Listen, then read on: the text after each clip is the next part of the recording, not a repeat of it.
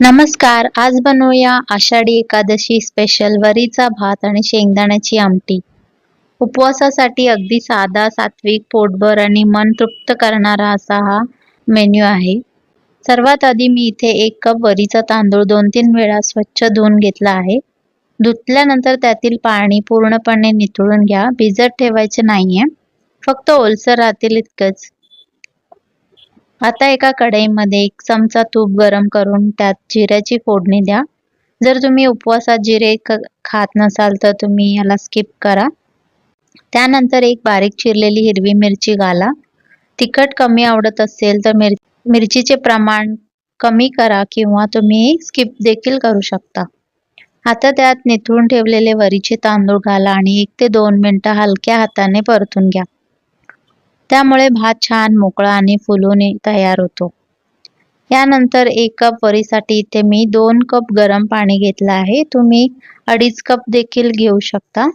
चवीनुसार मीठ घालून हलकेच ढवळा आणि झाकण ठेवून साधारण याला 10 ते 12 मिनिटं शिजू द्या. तोपर्यंत आपण आमटीसाठी वाटण तयार करूया. मिक्सरच्या भांड्यात 1 वाटी ताजे खोबरे, 1 वाटी भाजलेले शेंगदाणे, 2 हिरव्या मिरच्या, चवीनुसार मीठ आणि थोडं पाणी घालून अगदी बारीक असं वाटून घ्या. शेंगदाण्याचं कूटही तुम्ही इथे वापरू शकता. आता बघा आपला वरीचा भात छान फुलून तयार झाला आहे.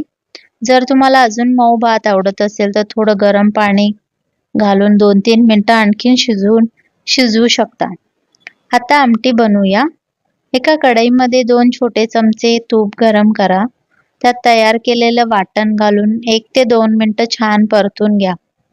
जर तुम्हाला इथे बटाटा चालत असेल तर तुम्ही इथे बटाटा देखील टाकू शकता काप करून.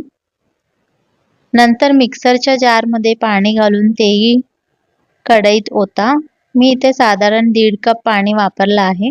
तुम्हाला आमटी जशी पातळ किंवा दाट हवी त्याप्रमाणे पाण्याचं प्रमाण कमी जास्त करू शकता. आता एक छान उकळी येऊ द्या आणि काहीच मिनिटात दाटसर क्रीमी आणि अतिशय चविष्ट शेंगदाण्याची आमटी तयार होईल. गरमागरम वरीच्या भातासोबत ही आमटी सर्व करा. उपवासात लिंबू चालत असेल तर वरून थोडासा रस पिळा आणि या साध्या पण अप्रतिम चवीचा मनसोक्त आस्वाद घ्या. रेसिपी आवडली असेल तर व्हिडिओला लाईक करा, तुमच्या मित्रमैत्रिणींना शेअर करा आणि अशाच सोप्या चविष्ट रेसिपीसाठी माझ्या चॅनलला नक्की सबस्क्राईब करा. Thank you.